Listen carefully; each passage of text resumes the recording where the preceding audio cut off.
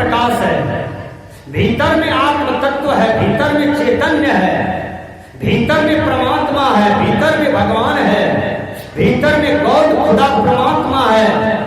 I think therefore I am, मैं सोचता हूँ, मैं संदेह करता हूँ, इसलिए मैं हूँ। मैं तत्व ही सब चीज है, इसलिए मैं तत्व को जानने का प्रयास करें।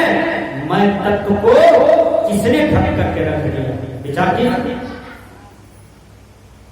ये घर में कचरा होता है तो झाड़ू कचरा को निकालता है ना, द्वार पर कचरा होता है तो झाड़ू निकालता है, पैखाना रूम में कचरा हो गया तो झाड़ू निकालेगा। झाड़ू कचरा को साफ कर देता है, गंदगी को साफ कर देता है। उसी प्रकार सत्संग आपके हृदय को पवित्र कर देता है, आपके कचरा को निकाल देता है।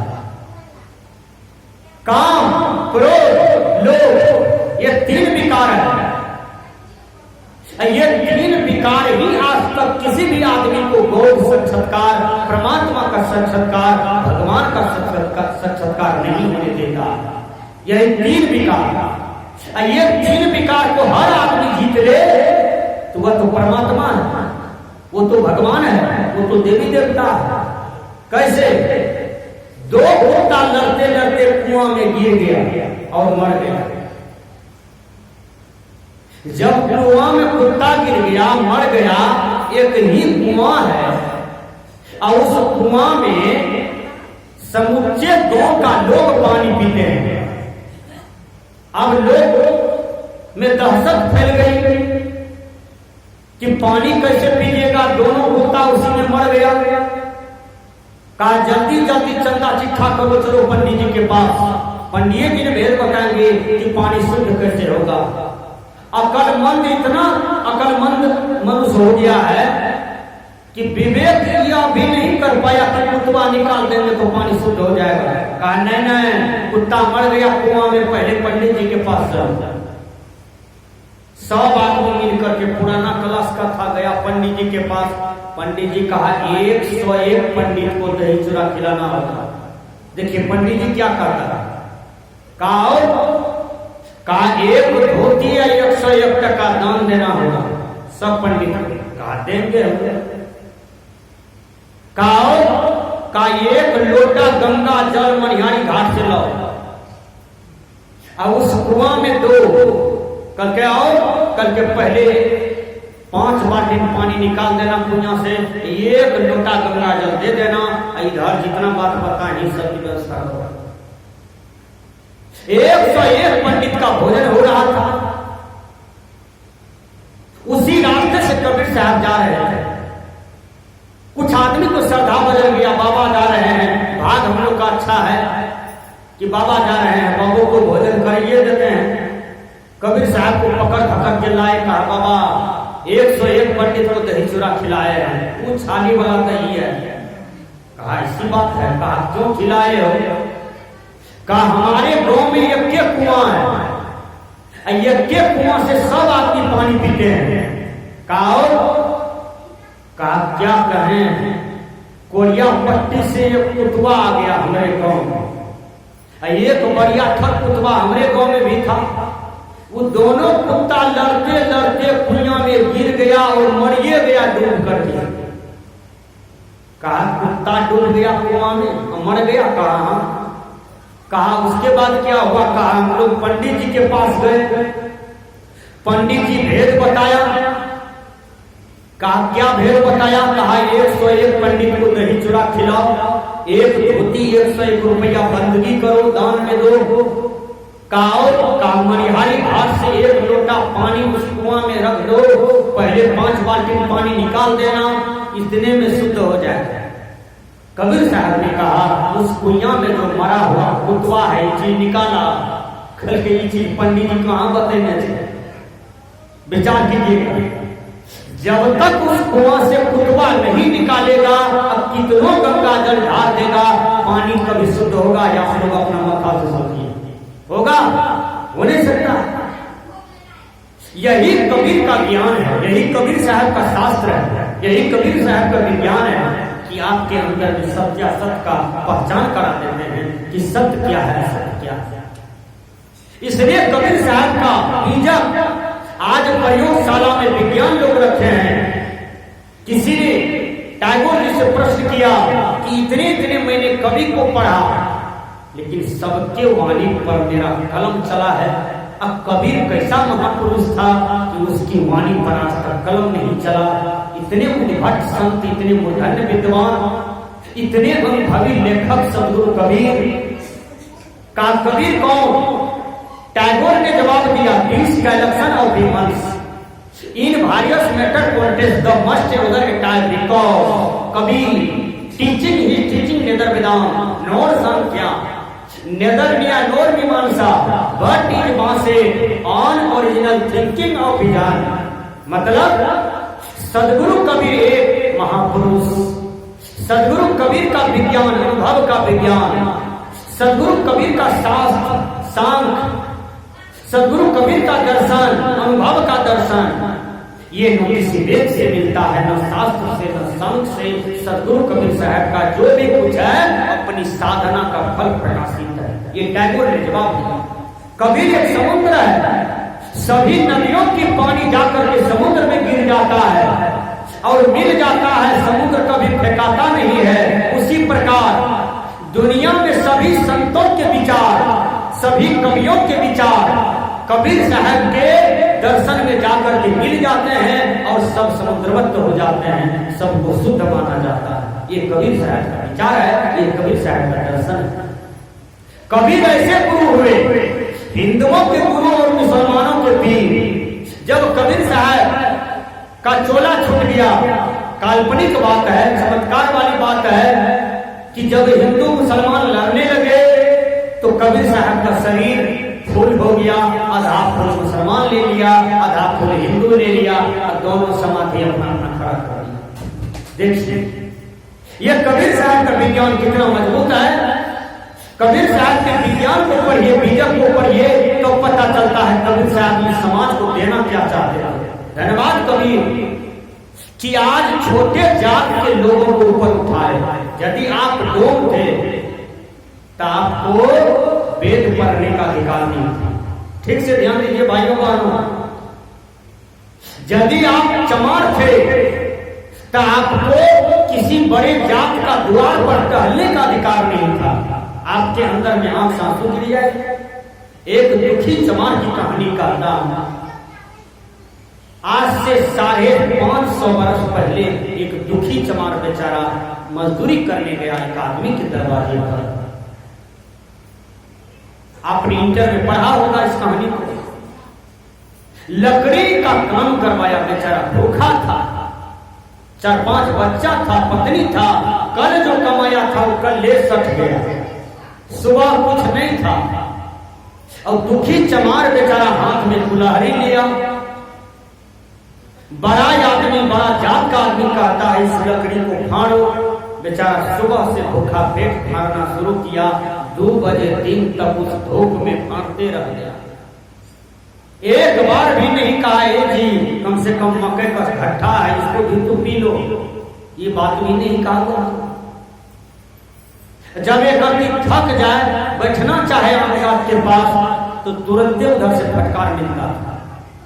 4 बज गया, जब भूख बर्दाश्त नहीं हुआ कहता है हे मालिक घंटा सरलो हो सतवा छत पानी डाल धोकर हमें खेबे, बड़ी भूख लागी।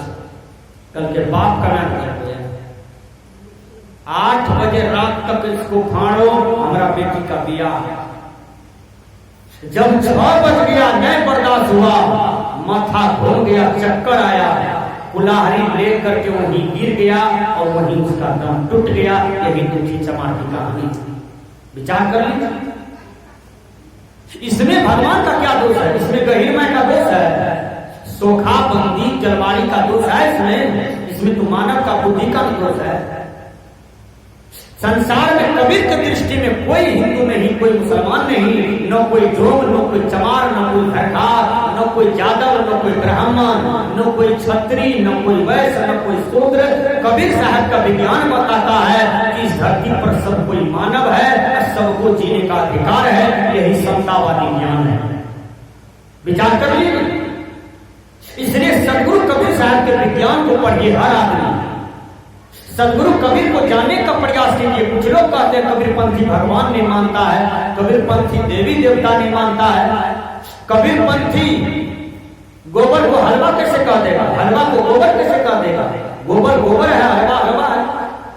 अरे देवता को कौन नहीं जानता, इंद्र भी देवता है, वरुण भी देवता है, जल देवता है, अग्नि देवता है, सब देवता है, वेद में दिया हुआ है। अब कबीर साहब का विज्ञान साइंस का दिमाग ये बताता है कि जो आदमी साधना करता है, ध्यान से सुनिए, जो आदमी संस्कृति में जीता है, शिष्टाचार में जीता है, उसका जीवन देवता का हो जाता है। बताइए, इसलिए चमत्कार में न भागे, विवेक कीजिए थोड़ा थोड़ा। प्रोफेसर साहब अपना चूल्हा के पास बैठल है, बादल लग गया था, तड़का तड़क रहा था। प्रोफेसर साहब कहते हैं, हे गांव वाली कल के इंद्र भगवान लागे छे नाराज भए गेल छे, बड्डा ठनका गिरे छे, लागे छे खूब पानी पड़ले आयल छे। प्रोफेसर साहब गए पढ़ाने के लिए स्कूल में, वहां क्वेश्चन में था वर्षा कैसे होता है। प्रोफेसर साहब ने कहा लिखो, हम खली पर लिखते हैं। कहा मानसून जहां जहां बनता है, प्रकृति का संयोग से बादल बनता है, मानसून जहां जहां बन जाता है वहां वहां बारिश होता है। जवाब ने यही किया। जब पत्नी के पास बैठा रह करके इंद्र भगवान बारिश बरसा तक किताब में जब जवाब दिए वाले विद्यार्थी गए तो कहते जब मानसून बने तब बारिश।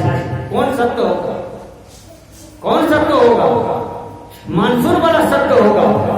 इंद्र भगवान बारिश बरसाते हैं, ऐसी बात नहीं है, ये चमत्कार की बात है। विज्ञान के पास जाइए, विज्ञान तर्क वितर्क कर रहा है, विज्ञान परीक्षण करता है, विज्ञान रिसर्च करता है। इसलिए कबीर साहब का जो विज्ञान है, संत महात्मा का जो विज्ञान है और संत का, वह बिल्कुल बेजोड़ है। इसकी बात सर्वमान्य है, मानने योग्य है, उसको मानिए। चमत्कार में कोई न है, अपने अंदर में विवेक जगाइए, सद्बुद्धि जगाइए, पारक शक्ति जगाइए कि आपका शक्ति बिल्कुल सही हो। मैंने कहा एक 4 मित्र था, ये कहानी देखिए आपके प्रवचन को बहुत सुंदर बनाता है।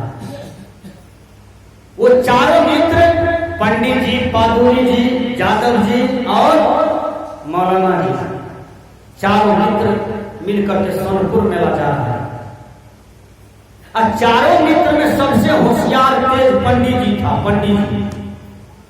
पंडित जी कहते हैं, हे जी आधा रास्ता हम लोग तय कर लिए हैं, शाम हो गया, क्या करोगे? कहा क्या करेंगे? अरे यहीं रहेंगे, यही गांव में भोजन बनेगा।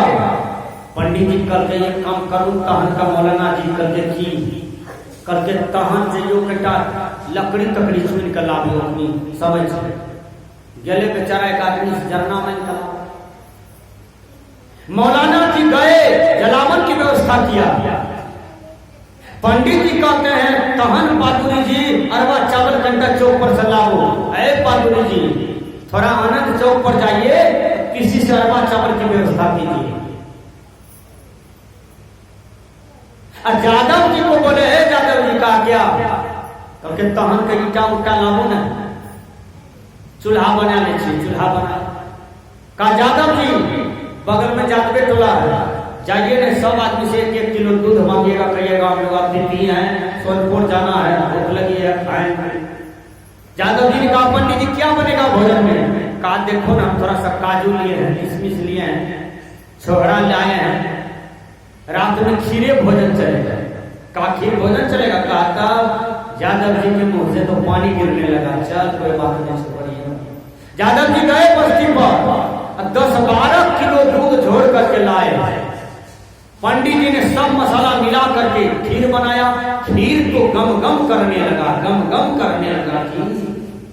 पंडित जी ने कहा टेक्निक लगा देते हैं, ढेर हम खाएंगे, सबको ढेर नहीं खाने का।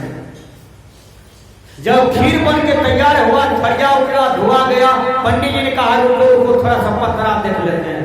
पतरा देखा, कहा क्या खीर मत खाओ। कोई आदमी कहा क्यों? कहा भदवा लगती। कहा भदवा लगती? कहा खीर नहीं खाएंगे भदवा लग गया। खीरे में भदवा लग गया। कहा तब अभी इस भदवा में कोई खीर नहीं खाएगा, और जो खाएगा उसको जन्म बकरी में होगा। कोई नहीं खाया डर के मारे।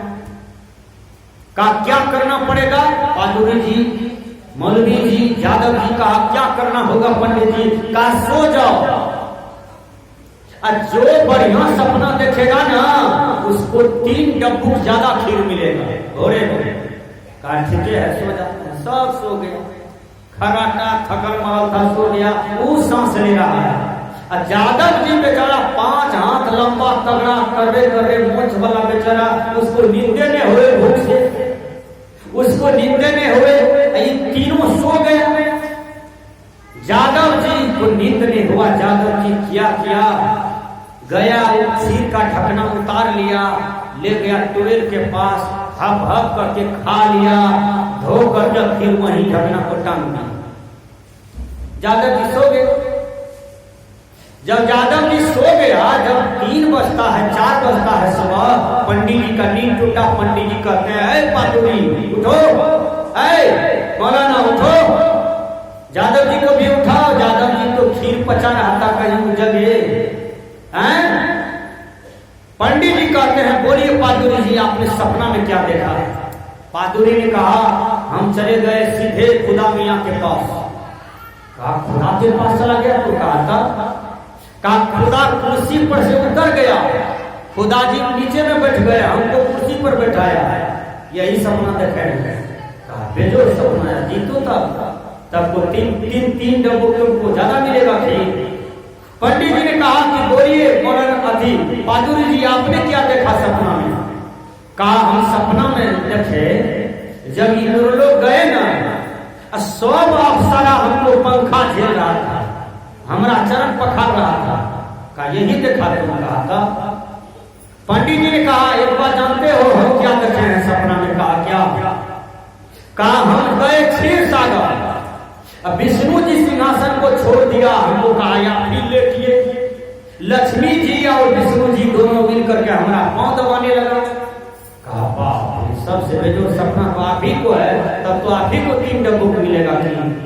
कहा हम अपने लोग तो जो है करिए लिए, यादव को तो कम से कम जगाओ, इनको अभी तक जगबो नहीं किया।